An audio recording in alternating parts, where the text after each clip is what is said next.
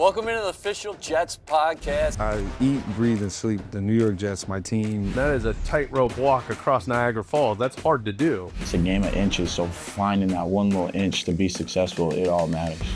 The official Jets podcast is presented by Kendra Scott, the jewelry company that's shining bright and doing good. Shop game day ready jewelry styles and so much more at kendrascott.com. Hey everybody, this weekend the Jets will embark on their first draft with GM Darren Muji and head coach Aaron Glenn. The organization will also celebrate the 25th anniversary of a franchise-altering draft class. The Jets became the only team in the common draft era to make 4 first-round picks. Bill Parcells and personnel director Dick Haley drafted defensive end Shaun Ellis, edge John Abraham, quarterback Chad Pennington, and tight end Anthony Becht. Ellis, a Tennessee product, went number 12 overall. Abraham, a star at South Carolina, went right behind at number 13. Pennington was taken 18th, and Becht went 27th. While the 4 first-rounders were unprecedented, the Jets also got a 5th ace in the 2000 class when they selected wide receiver Lavernius Coles in the 3rd round. It was Woody Johnson's first draft as an owner, and the Jets grabbed 5 players who would line up in 42 playoff games for the green and white, plus 515 regular season contests. On this very special installment of the official Jets podcast, we look back at the Jets' historic 2000 draft class.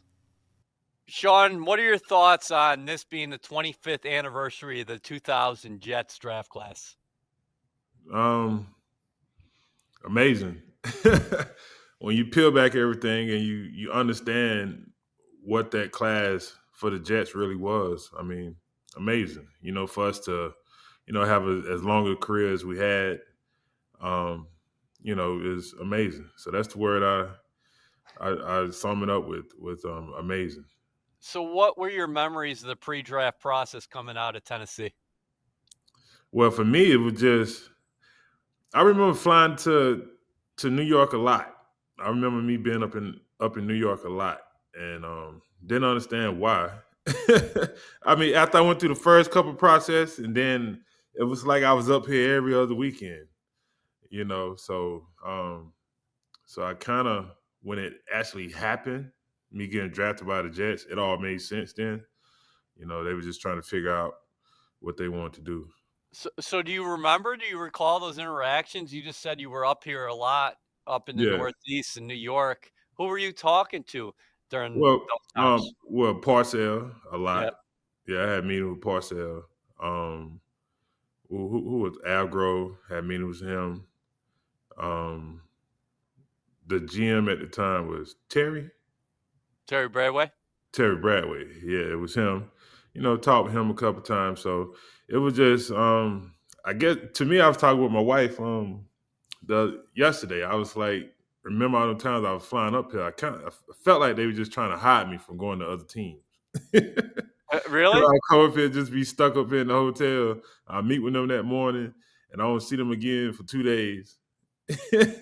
So Terry was actually hired in 2001, and then Herm Edwards was hired as head coach in 2001. But you're right. The architect of that draft in 2000 was Parcells. Yes.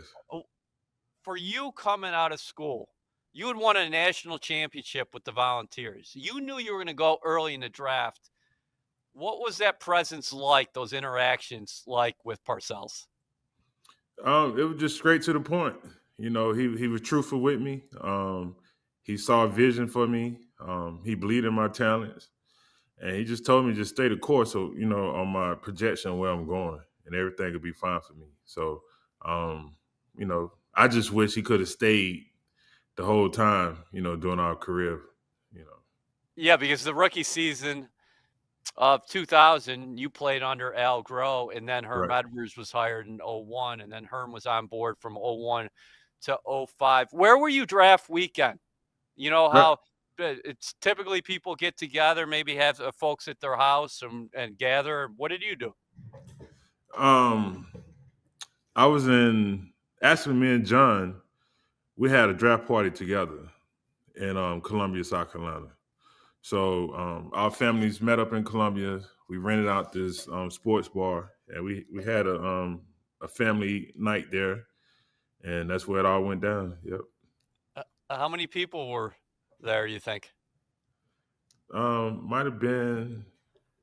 I don't know. It was a lot. It was a lot of my family members.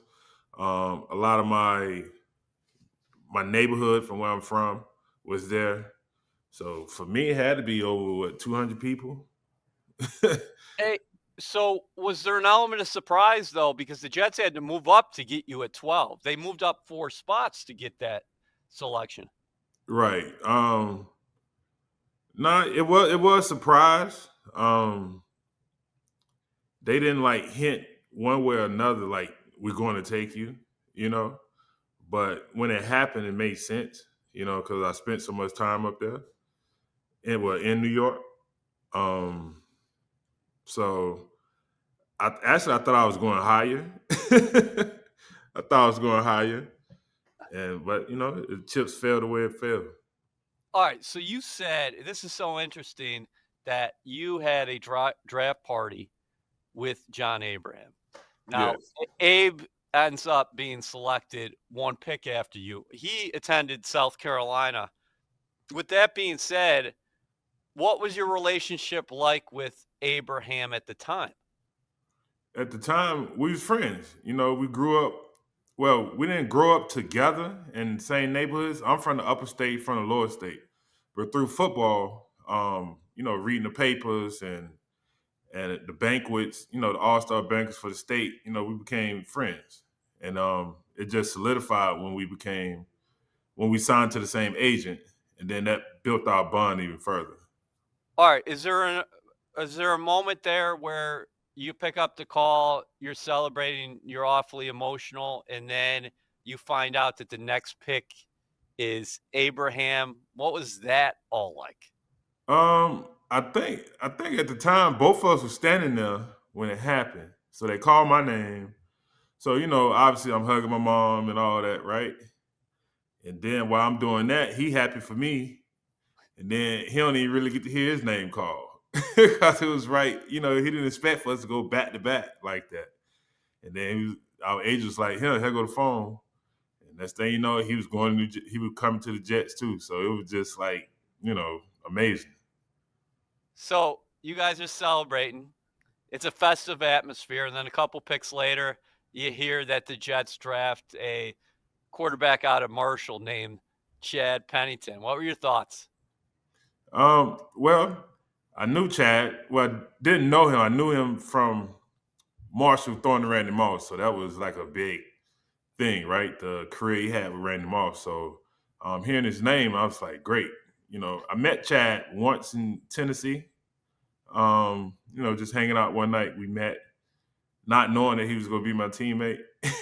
Like a couple months later, and they called his name. I was like, wow, Chad coming to the Jets too as well. So it was just crazy, man.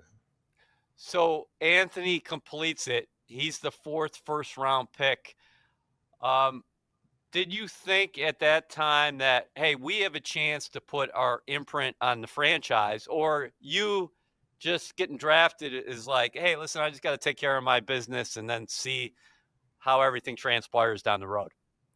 I mean, pretty much just, we just got me take care of my own business. It really didn't dawn on me until I guess later on what the significance was, because we didn't have much detail on how everything went down. So once we came to the Jets, and then they started calling us the Four Horsemen, and we taking pictures together, it dawned on us then that it was something special. But again, we was young, so we didn't know what we was getting into.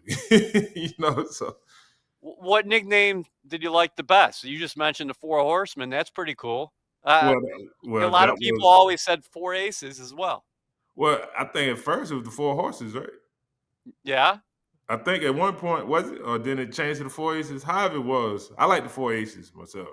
I Okay. like that better. Yeah. Okay, so did you have any idea that you were picking up this stud in the 3rd round, Lavernius Coles? Like on draft weekend, hey, you actually beat Florida State in a national title game, but did you know what kind of player Coles was going to be? Yeah, yeah. I mean, we watched a lot of tape on him, coming up in that national championship game with him and Peter Ward. So just getting familiar with him through game footage and then actually playing against him. And then when he got drafted, I was like, wow, we got a good receiver there.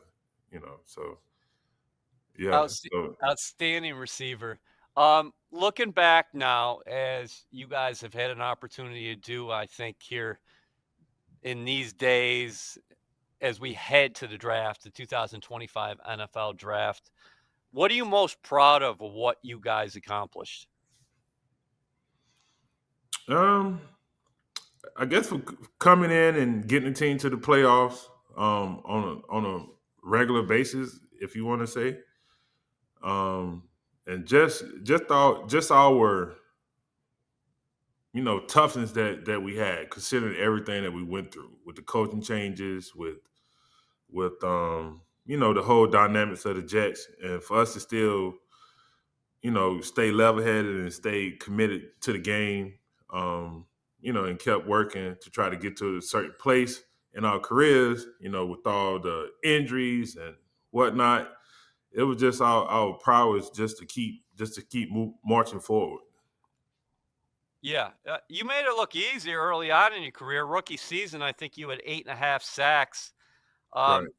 And then you go all the way to 2010, your final year with the Jets. One of your last games was that divisional round victory over the Patriots when you had 2 sacks. Yeah. When you look back at your career with the Jets, what stands out to you individually?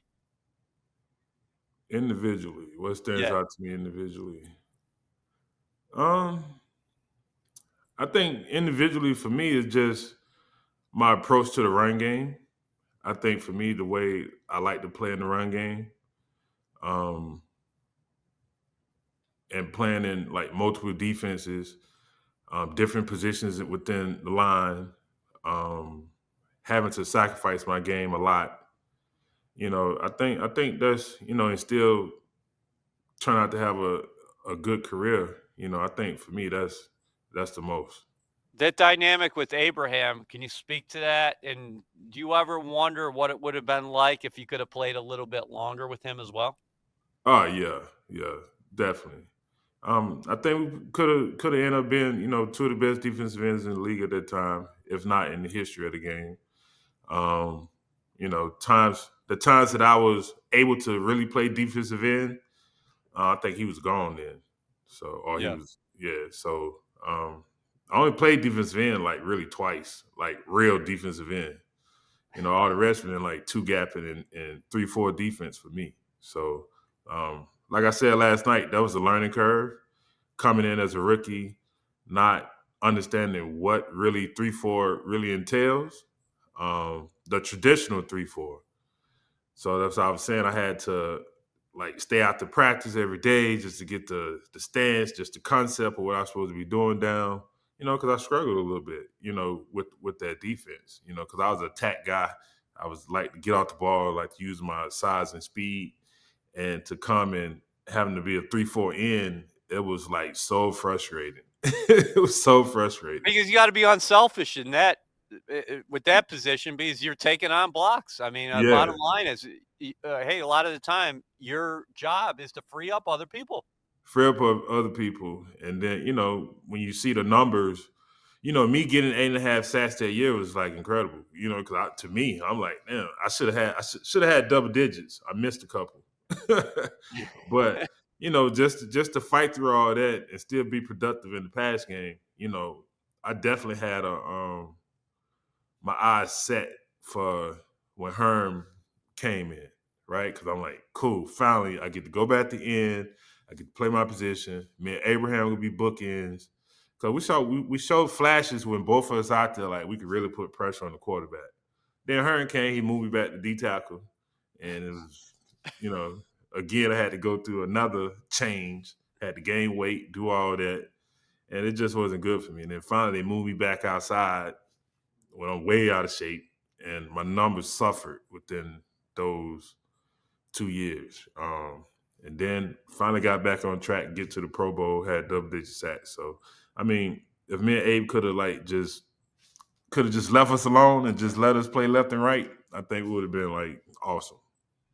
How unique was Abe in terms of his pass rushing prowess? And also, do you think that he should be considered for the Hall of Fame when you look at the totality of his career? Yeah, I don't see why not. Because if you look at his numbers is up there with the best of them. So I mean, he should be. It's shocking to me that he's not. So I don't know what's the politics in that. But yeah, his speed, his ability to get low and bend the corner, and to get inside was like second to none. Pennington, he really took the league by storm there in 2002 when he took over for Vinny. Your memories that 2002 season where you guys started out of the gate slow, you make the quarterback change, and then Pennington leads you guys to a division title. Yeah, that was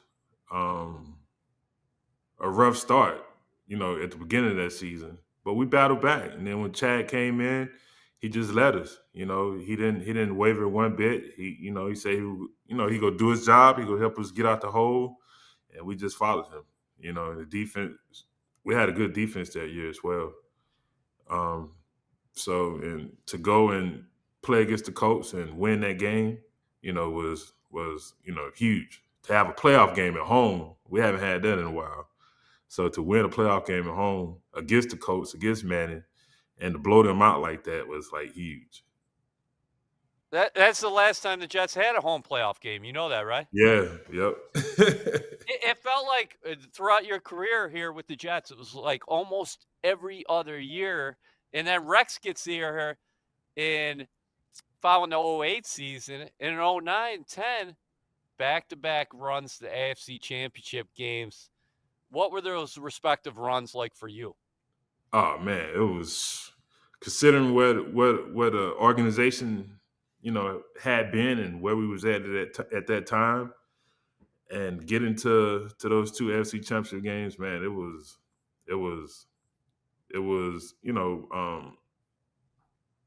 lovely.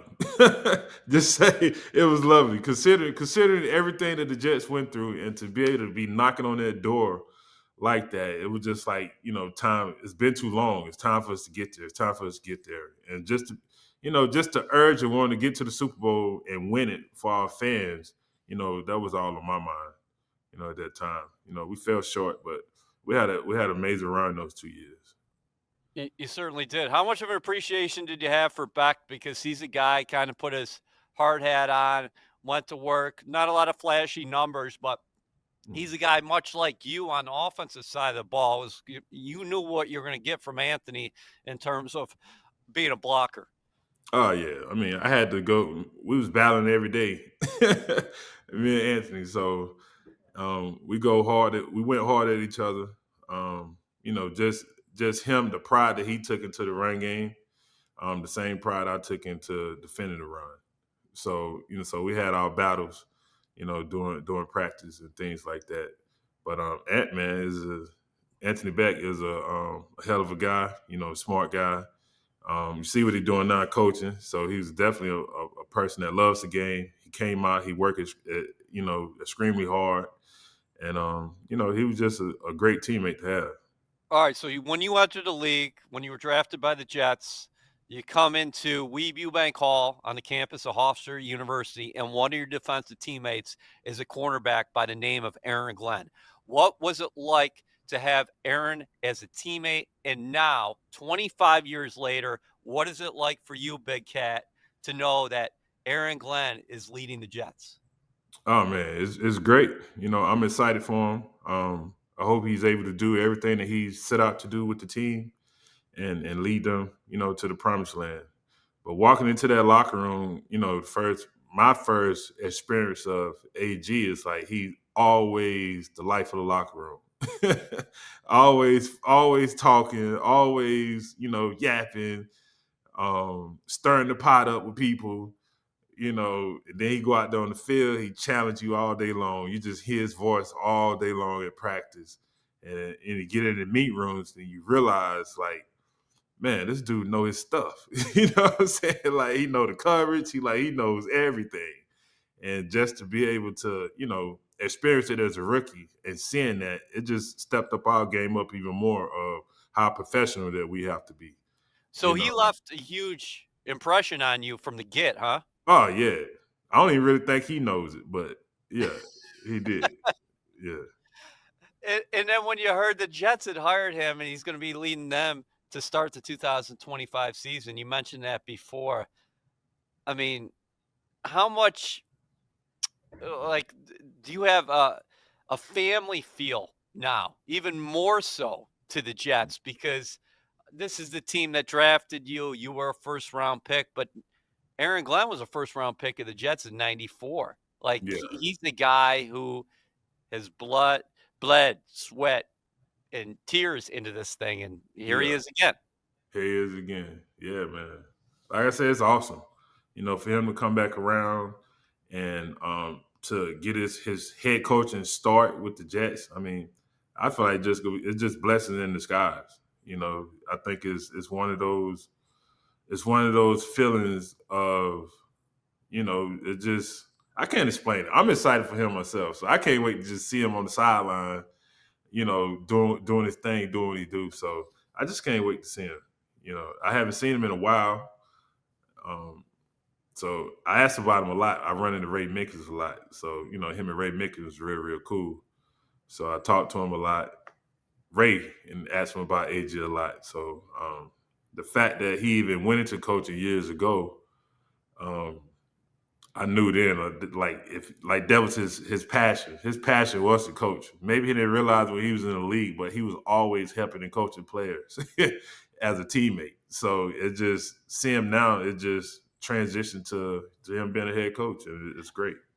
The 2000 draft was foundational for the Jets organization. From a National Football League perspective, a skinny dude out of Michigan, was drafted in the 6th round by the New England Patriots. That was Tom Brady. Your thoughts on him going in the 6th round, the same draft that you went in the 1st round with 3 of your future teammates in John Abraham, Anthony Beck, and Chad Pennington, of course. Yeah. Well, in the draft, I really didn't know much about Tom, right? I didn't really know much. But I wish I wouldn't have been hustling to chase him down out of bounds. I wish I would have. I wish I would have been loafing on that play. So you're talking about Drew Bledsoe, 2001 season, right? Yeah. That was a tough moment for Jets fans because you guys ultimately won that game. I was on the field that game. It was 10-3. Curtis Martin had more than 100 yards, and you guys played fantastic defense. Yeah. So to be able to beat, Mo did the major damage to the hit, but I feel if I would have never tried to script the ball out the back, he would have saw Mo and just went out of bounds. Yeah. But he didn't, so that hit led to Brady coming in. So unbelievable, because the connections are everywhere, right? Because the Jets ultimately were able to select you because Belichick resigned as head coach at NYJ, and he went on to New England, of course. Right. So what do you think it's going to be like draft weekend, looking back now, 25 years? Will you tune into the draft to see what the Jets are doing in your former teammate Aaron Glenn in his first draft? Yeah, I'm definitely going to be watching. Yeah. I mean, I watch the draft every year. I try to, pick and, who the Jets should choose. I try to play the little draft guru game a little bit. But all right, so this is good, man. This is good, Big Cat. Who you going with number 7? I think I'm gonna get the kid from Michigan, the defensive tackle. Oh, Mason Graham. Mason Graham, yeah. Yeah, of course you're going with defensive lineman. Yeah, because Quinn Williams, he needs some help. He needs some young help. He needs some young help. All right, so before we get you out of here, I got a favor. What would you say, looking at the camera here as we talk, what would you say to a draft pick who is going to be selected by the Jets next weekend after they're taken by the green and white? After they take about a green and white, what would I say? Yeah, if you had a message, a heartfelt message from Shaun Ellis.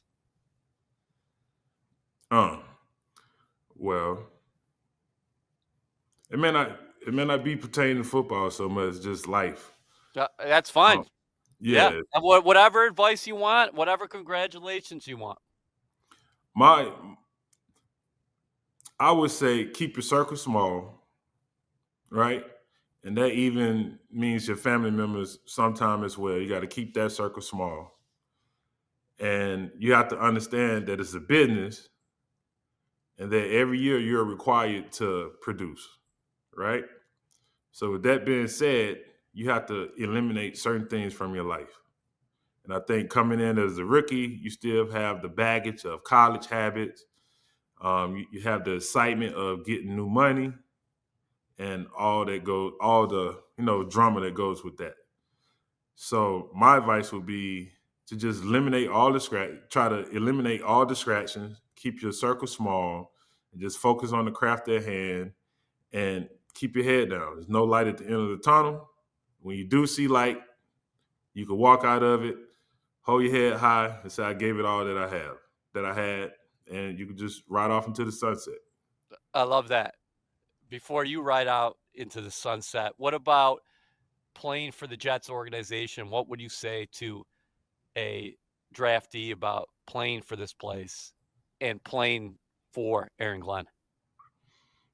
Well, playing for the Jets is an ultimate experience in itself. You have a fan base that love you, and they'll hate you too. So it's a love and hate relationship. So long as you're giving them what they want, they're going to love you. And that's they're the type of fans that'll hold you accountable and show you love at the same time. Aaron Glenn, you're getting a coach that's going to be that's going to hold you accountable, that's going to work as hard as you're going to work, and as a team, you're going to have a great time with him because he's a fun guy, and he's a guy with no nonsense either. So you just go in and just do your work and just do what he asks you to do. Just meet all your requirements, and you'll be fine. Awesome advice, and we're going to get you out with this one. Snowball in Seattle. Your recollections. Tell us what you saw leading into it, and then what prompted you to have that kind of interaction with the fan. I want you to have fun with this. Yeah. Well, standing on the field, getting hit with snowballs while we playing in the game, so that was frustrating, right?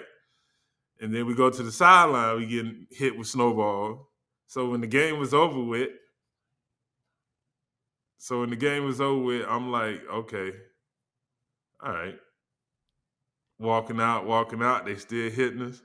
So I'm gonna join the party. I'm gonna join the snowball fight.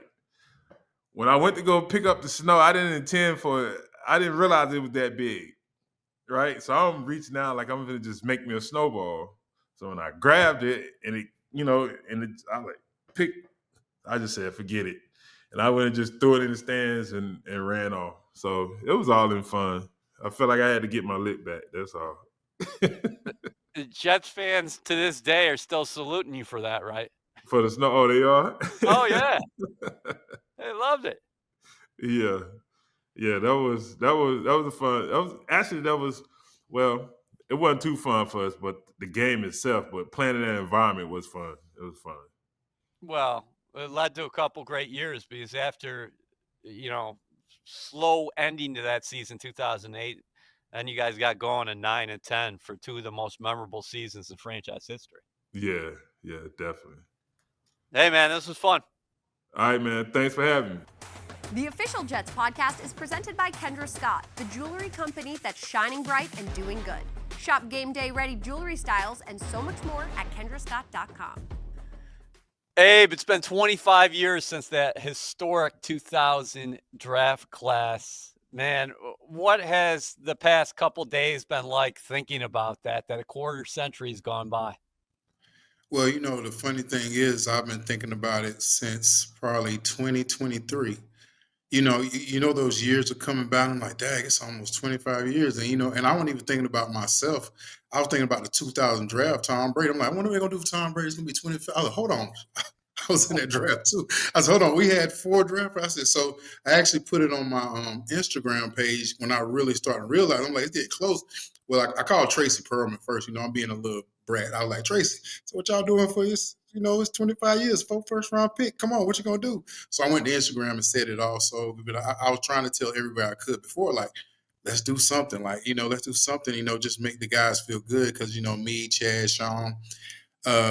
Not saying it won't happen again, but that was something special that happened in the NFL.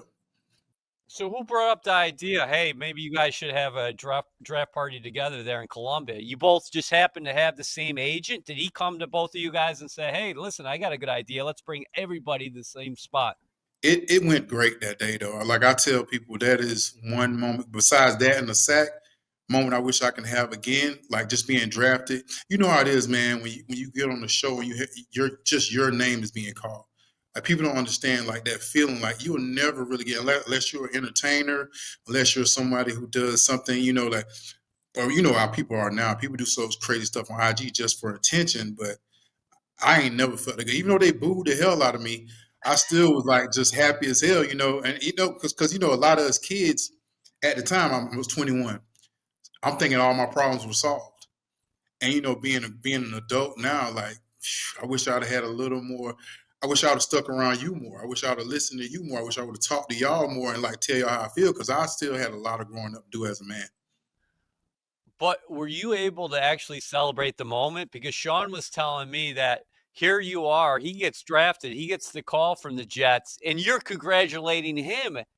And then in a matter of seconds, it's you who's getting drafted. I mean, like I said, it was just a consistent euphoria, because it's like if you're watching your kid do something, even if it's your brother or your friend or somebody, like, and like I said, it was like a connection we had. Like, when we first met each other, it was like we were best friends, like da da da. So when his name got called, I was like, yeah. So I'm waiting. I'm like, okay, cool. So I probably go to San Francisco or Carolina, because the Jets did not contact me until the day before.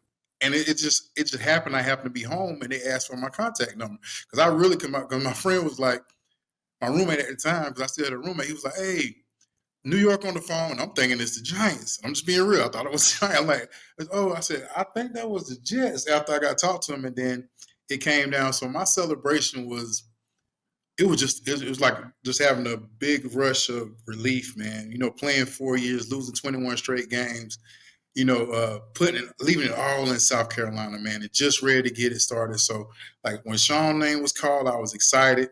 And then they leaned over just like this. Oh, John, hold on.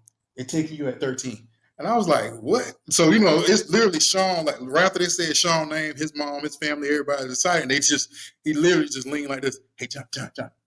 Somebody get John. Somebody. And I seen him, like, trying to get him, because I was in the bathroom trying to get ready and trying to calm down, because I ain't knew what was happening.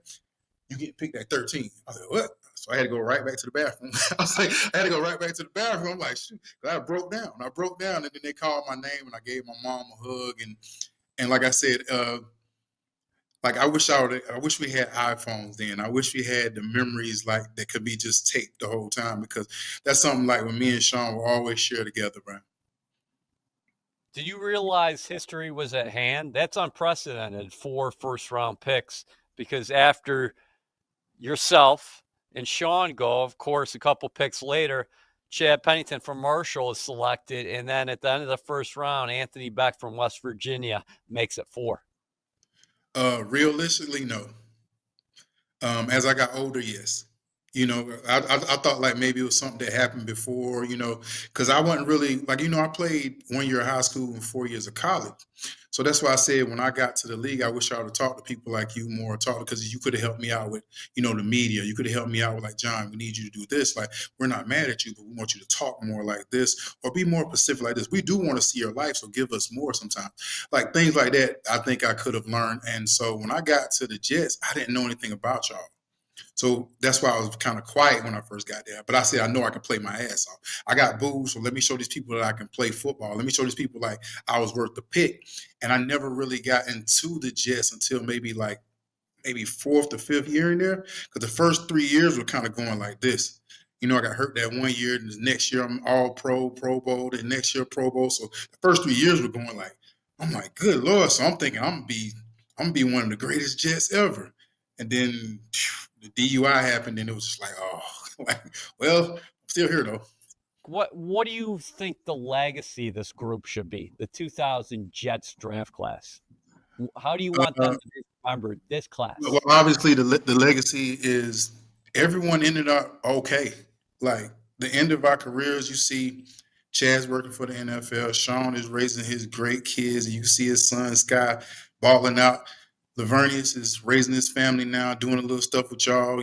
Always being around the Jets. Anthony Beck's a head coach. John Abraham is doing whatever he can now. You know what I'm saying? So it's like everybody had a successful ending. Like, even though it was a lot of trials and tribulations, we didn't end our careers. No one ended their careers with the Jets. Well, maybe Lavernius, but I'm like, but we all ended up good. Like it's nothing really bad. Besides, like I said, trials and tribulations you go through life. It's just men going through life.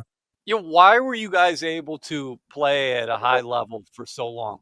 Not just yourself, but when you put it together, the aggregate, Pennington, he endured a lot in terms of injuries, and he kept on coming back. 2-time NFL Comeback Player of the Year.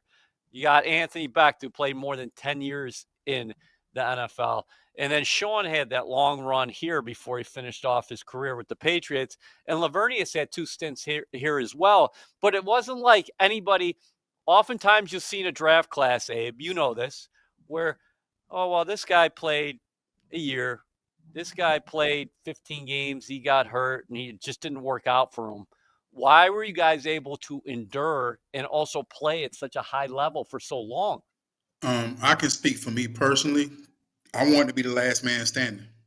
And I think we all were like that. Like, like even Shaun, even me and Lavernius, we made a little pact, the first person that do this, we're gonna have to pay them this, So I think we just had that competition in us. And it literally came from that draft. Because I watched Chad. Whenever I played Chad, I wanted to give Chad teams my best. Whenever I played against Shaun or the Jets, I wanted to give them my best. Whenever I had to see whenever I had to see Lavernius, I wanted to give him my best because being a first round pick in 4, you always going to be compared to which one was the best in them 4. So you're like, oh, was Abraham the best? Oh, was Chad the best? Or he the best? He the best? So I wanted to stay as long as I could, but I also want to be productive because I know where I came from. I knew what draft I came from. I knew I got booed. I knew that people didn't think. And I think we all went through our ups and downs, even with Beck, can he catch the ball? Can he turn to a blocking tight end at this? Coles had to leave, go to Washington, come back to the Jets. Shaun started off slow, then he picked it up in the middle of his career. Then he ended up going to New England. It was like we always had something going. Chad with his injuries, like you said, came back, go to Miami, have to see the Jets every other day, dang near. So it's like all these competition we always had in our head. And it always like every time we run each other, it'd be like, I think Chad said it yesterday, like every time we see it, just like we just like seen each other yesterday. Like, oh, what's up, man? It's just like ain't nothing changed. And I think that's the competition that we had. But like when you get drafted in a big loop like that, you want to be the best one out of that thing. It's just being 4 first-round picks. You want to be like, I got to be up there. I got to at least match one of these guys and be better. You walked in that locker room in 2000. There was a guy playing cornerback who ended up playing 15 years in the National Football League. It was a first-round pick of the Jets in 1994. His name was Aaron Glenn. What was it like to share a room with him then? And now 25 years later, it's all come full circle because AG is the head coach of the team that drafted both of you. I tell everybody this. When I first saw it, the first thing I felt was envy. And it wasn't jealousy, it was envy. It was like, man, I know that's got to feel good. But also, I know how hard AG worked. AG was nothing like me. AG was nothing like Shaun. He was nothing like Chad. He was nothing like Anthony. He was nothing like the Vernies. He was nothing like the 5 people that came in there. He had his own. He was a business wide. When you saw AG, I always just remember AG with a briefcase. My mind just always takes it back to him having a briefcase. Whenever we do travel trips or something like that, he have a briefcase for him. So I was like, this dude was always business. And the way he prepared, like, he wasn't going to hit nobody. We weren't worried about that. But when it came to if he had to hit somebody, he would. But like when it came to covering and coming to knowing people and coming to like always manning up when it came to the best receiver. Like he always wanted the best receiver. He always wanted the man-to-man coverage. And if you talk to AG, because if you see him as a man, his stature is not that big. So the first thing you see is, and you try to talk to him like anything else, you're gonna see he's about 10 feet tall. Like he has a presence about him. Like I had a coach called Lou Holtz. If you saw Lou Holtz was probably a small guy. He's real frail looking, but you had so much respect. His aura would just walk in, and you knew like I can't mess with this guy. And that's how AG is. And like I said yesterday, and I'll keep saying, if he has enough time to develop his team like he wanted, I can see him being just one of the best ever to come through the Jets.